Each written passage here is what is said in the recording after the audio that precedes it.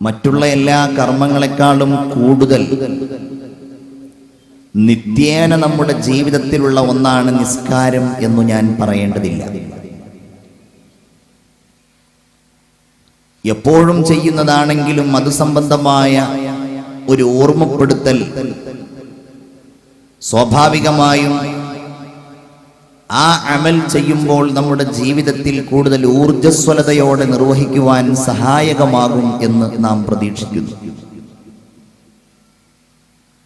ഫദക്കിർ ഇന്നമാ അന്ത മുദക്കിർ. നബിയെ, സമൂഹത്തെ അങ്ങ് ഓർമ്മിപ്പിക്കണം, ഓർമ്മിപ്പിക്കുവാൻ വേണ്ടി നിയുക്തനായ ഒരാളാണ് അങ്ങ് എന്ന് മുഹമ്മദുർ റസൂലുള്ളാഹി സ്വല്ലല്ലാഹു അലൈഹി വസല്ലമ തങ്ങളോട് അല്ലാഹു തആല ആഹ്വാനം ചെയ്യുന്നുണ്ട്. ഫദക്കിർ ഇൻ നഫഅത്തിദ് ദിക്റ. ഓർമ്മിക്കൽ കേൾക്കുന്ന ആളുകൾക്ക് ഉപകരിക്കുമെങ്കിൽ നിങ്ങളത് ചെയ്യണം എന്ന് അല്ലാഹു തആല മറ്റൊരിടത്തും പറയുന്നത് നമുക്ക് കാണുവാൻ കഴിയും. നിസ്കാരത്തിന്റെ മഹത്വങ്ങൾ, അതിന്റെ ശ്രേഷ്ഠതകൾ,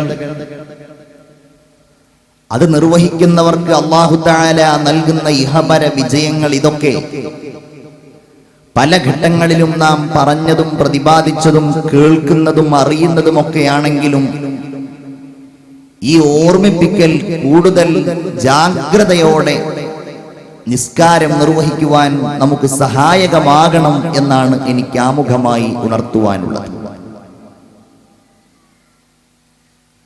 സൃഷ്ടികളും അല്ലാഹുവും തമ്മിൽ അഭേദ്യമായി ബന്ധമുണ്ട് എന്ന് പ്രഖ്യാപിക്കുന്നവയാണ് ഇബാദത്തുകൾ.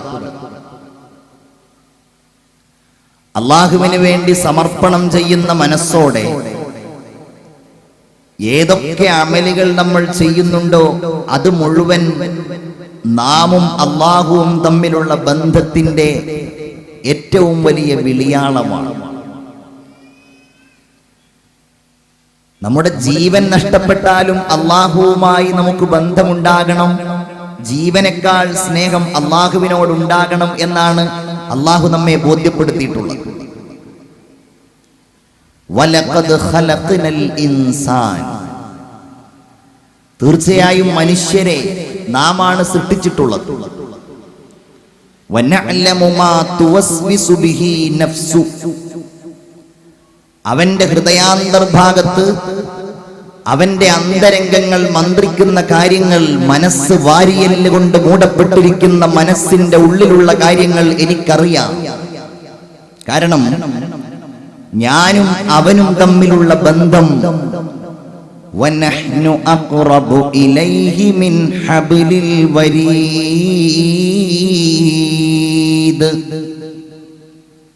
മനുഷ്യന്റെ ജീവനെയും അവനെയും ബന്ധിപ്പിക്കുന്ന കണ്ടനാടിയേക്കാൾ അവനോട് ചേർന്നവനാണ് നാം എന്നാണ് അല്ലാഹു പറയുന്നത്.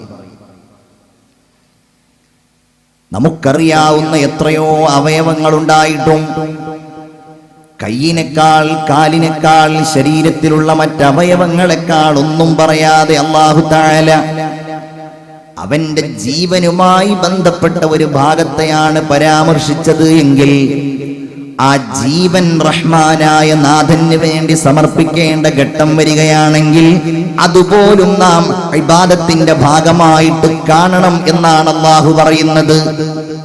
അങ്ങനെയുള്ള നാം ഓരോരുത്തരും നമ്മുടെ സമയവും സന്ദർഭങ്ങളും എല്ലാ പ്രധാനപ്പെട്ട നമ്മുടെ മുഹൂർത്തങ്ങളും നിസ്കാരം എന്ന ഈ ഇബാദത്തിന് വേണ്ടി ചെലവഴിക്കാൻ ഏറെ ബാധ്യതയുള്ളവരാണ്. സത്യത്തിൽ നമ്മെ ഇങ്ങനെ ഒരു സമൂഹമാക്കി നിലനിർത്തുന്നതിൽ നിസ്കാരത്തിനുള്ള പങ്ക് ഒരിക്കലും ചെറുതല്ല. ഈ ഒരു അമൽ ഇല്ലായിരുന്നുവെങ്കിൽ കേവലം ഒരു പരന്നു കിടക്കുന്ന സമൂഹമായി മുസ്ലിം സമൂഹം മാറുമായിരുന്നു. അസ്വലാ എന്ന ഈ കർമ്മം ഉള്ളത് കൊണ്ട് മാത്രമാണ് നമുക്കിങ്ങനെ ഒരുമിക്കുവാൻ കഴിയുന്നത്. നമ്മുടെ കേന്ദ്രങ്ങളായി പള്ളികൾ ഉണ്ടാകുന്നത്, അവിടെ നമ്മൾ നിസ്കാരങ്ങൾക്ക് വേണ്ടി സംഗമിക്കുന്നത്, സാധാരണ എല്ലാ ദിവസവും സംഗമിക്കുവാൻ കഴിയുന്നില്ല എങ്കിലും ആഴ്ചയിൽ ഒരു തവണ നിർബന്ധമായിട്ടും അവിടങ്ങളിൽ നമ്മൾ ചേരുന്നത്, നമ്മൾ മഹല്ലുകളായിട്ട് മാറുന്നത്, എല്ലാറ്റിന്റെയും പിന്നിൽ ഈ ഒരു ഇബാദത്താണ് എന്നത് അവിതർക്കിതമായ ഒരു കാര്യമാണ്. ഇത് സജീവമായി മനസ്സിന്റെ ശരീരത്തിന്റെ ഓരോ രോമകൂപങ്ങളുടെയും ആവേശമായി ആനന്ദമായി നിർവഹിക്കുവാൻ നമുക്ക് സാധ്യമാകുമ്പോഴാണ് ഞാനും നിങ്ങളും പരിപൂർണ വിശ്വാസികളായി മാറുന്നത്.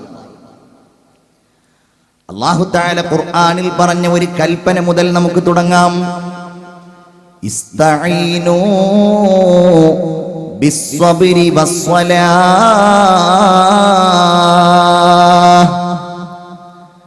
ഭൗതികമായ എല്ലാ പ്രതിസന്ധികളിലും പാരത്രികമായി നിങ്ങൾക്ക് ലഭിച്ചേക്കാവുന്ന എല്ലാ വിഹ്വലതകളിലും രാജാതിരാജനായ അല്ലാഹു തമ്പുരാനിൽ നിന്ന് നിങ്ങൾ സഹായം തേടേണ്ടത് രണ്ട് ഉപാധികൾ ഉപയോഗിച്ചുകൊണ്ടാണ്. ആ ഉപാധികൾ രണ്ടും നിങ്ങൾക്ക് നിത്യേന പ്രാവർത്തികമാക്കുവാൻ ജീവിതത്തിൽ കൊണ്ടുവരാൻ കഴിയുന്ന കാര്യങ്ങളാണ്. ഏതാണത്? ബിസ്സബ്രി വസ്സലാഹ്. ഒന്ന് ക്ഷമയാണ്, മറ്റൊന്ന് നിസ്കാരമാണ്. എല്ലാ പ്രതിസന്ധികളിലും എല്ലാ അമലുകളിലും എല്ലാ തെറ്റുകുറ്റങ്ങളോടുള്ള താല്പര്യങ്ങളിലും നിങ്ങൾ വിട്ടുനിന്ന് നിങ്ങളുടെ ജീവിതം നിങ്ങൾ നയിക്കേണ്ടത് ബിസ്സബ്രി, ഒന്ന് ക്ഷമയോടുകൂടെയാണ്. വലിയ ഒരാഹ്വാനമാണ് അല്ലാഹു തആല ഈ വാക്കിലൂടെ പറയുന്നത്. കാരണം ഇബാദത്ത് ചെയ്യണമെങ്കിൽ ഏറ്റവും അനിവാര്യമായ ഒരു സവിശേഷതയാണ് ഒരു മനുഷ്യൻ ക്ഷമാലുവായി മാറുക എന്നത്. അവൻ ക്ഷമിക്കേണ്ടത് കേവലം പ്രതിസന്ധികളിലും വേദനകളിലും രോഗങ്ങളിലും മാത്രമല്ല. മഹാനായ ഇമാം ഗസാലി റളിയല്ലാഹു തആല അൻഹു ക്ഷമയുടെ ഭാഗങ്ങൾ വിശകലനം ചെയ്യുമ്പോൾ ഇബാദത്തുമായി ബന്ധപ്പെട്ട ക്ഷമകളെ സവിസ്തരം പ്രതിപാദിക്കുന്നുണ്ട്. കാരണം പ്രഭാതത്തിൽ എഴുന്നേൽക്കണമെങ്കിൽ അവന്റെ ശരീരത്തെ അവൻ വളരെയധികം മെരുക്കിയെടുക്കണം. തണുത്ത വെള്ളത്തിൽ വുളൂ ചെയ്യണമെങ്കിൽ ആ സമയത്ത് ഉറക്കെല്ലാം മാറ്റിവെച്ചുകൊണ്ട് നിസ്കാരപ്പായയിലേക്ക് എത്തണമെങ്കിൽ ആ സമയത്ത് ഭയഭക്തിയോടുകൂടെ അല്ലാഹുവിലേക്ക് തിരിഞ്ഞുകൊണ്ട് നിസ്കരിക്കണമെങ്കിൽ എല്ലാറ്റിനും അനിവാര്യമായ ഒന്നാണല്ലോ ക്ഷമ. റമളാൻ മാസം സമാഗതമായാൽ അന്ന് വരെ എഴുന്നേൽക്കാത്ത സമയത്ത് എഴുന്നേൽക്കണമെങ്കിൽ, അത്താഴം കഴിക്കണമെങ്കിൽ, നിയ്യത്ത് ചെയ്യണമെങ്കിൽ, ഈ പകൽ നീണ്ട സമയങ്ങൾ നോമ്പ് അനുഷ്ഠിക്കണമെങ്കിൽ, അപ്രകാരം തറാവീഹ് നിസ്കരിക്കണമെങ്കിൽ എല്ലാറ്റിനും അനിവാര്യമായ ഒന്നാണ് ക്ഷമ. അതുണ്ടെങ്കിൽ മാത്രമേ നിങ്ങൾക്ക് അല്ലാഹു തആല സ്വർഗം നൽകുകയുള്ളൂ. ഇന്നമാ യുവഫസ്വാബിറൂന അജ്റഹും ബിഗൈരി ഹിസാബ്. കണക്കില്ലാത്ത പ്രതിഫലം അല്ലാഹു തആല നിങ്ങൾക്ക് നൽകണമെങ്കിൽ നിങ്ങളുടെ ഹൃദയം ആ ക്ഷമയുള്ള ഹൃദയമാകണം.